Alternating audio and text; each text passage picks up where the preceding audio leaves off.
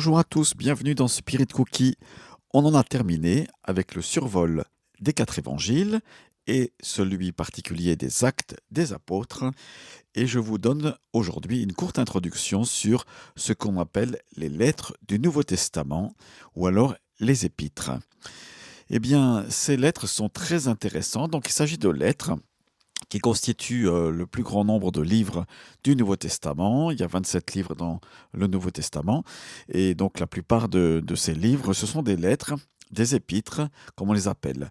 La plupart ont un caractère personnel, c'est-à-dire qu'elles sont adressées à des églises par un ou plusieurs apôtres, des communautés qui sont bien réelles.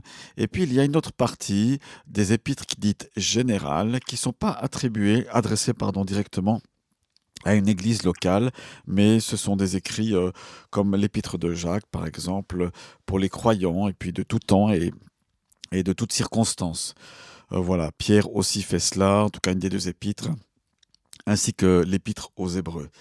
Alors, si on en vient justement de manière générale à la compréhension de ces lettres, eh bien tout d'abord, l'apôtre Paul est l'auteur, le rédacteur même certaines fois, de la plupart des lettres qu'il a écrites, et puis il le fait parfois avec un secrétaire, ou alors il le fait avec une équipe.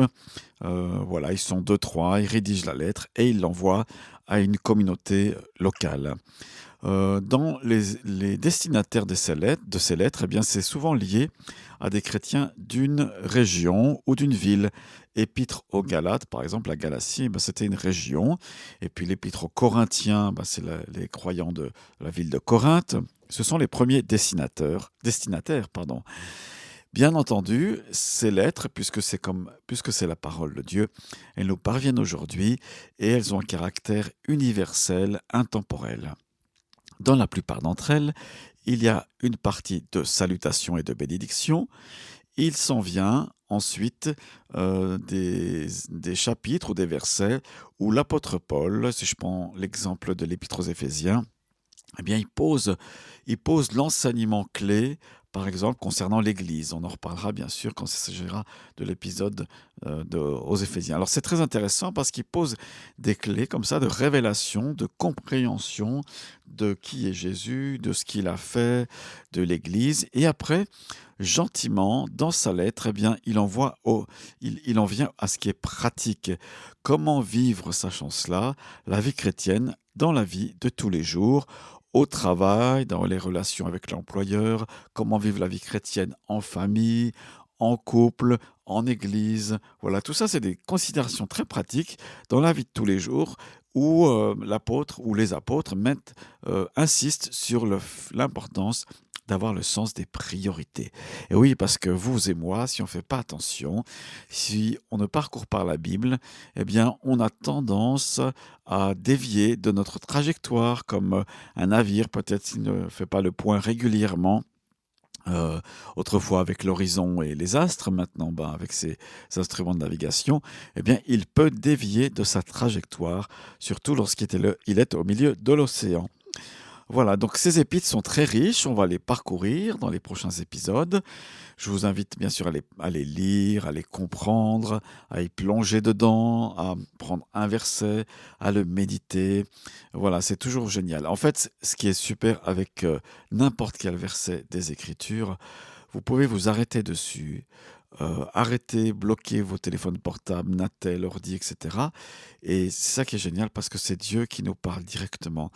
C'est le verset du jour, le passage du jour, quelque chose que l'Esprit de Dieu vous dit directement.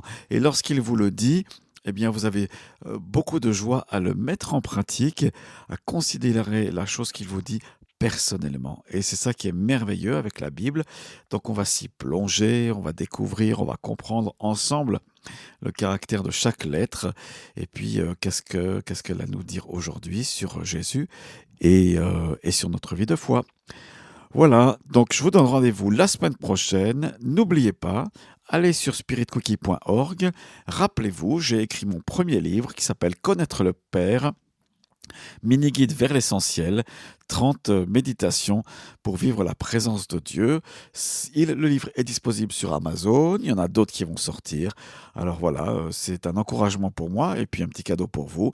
Le livre, c'est un livre qui est 30 méditations, donc il est illustré, plutôt, il y a des ajouts photographiques à chaque page, et puis intercalé avec des versets clés sur la compréhension de Dieu. Ce livre vous aidera à mieux comprendre Dieu en tant que père. Le prochain, peut-être qu'il est déjà sorti quand vous écoutez cet épisode, il s'appelle Connaître le Fils, et bien sûr le troisième, on offre un lot, connaître le Saint-Esprit, comme c'est important de connaître intimement Dieu, le Père, le Fils et le Saint-Esprit.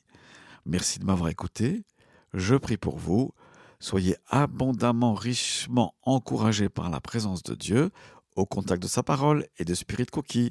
Ciao, ciao, à bientôt.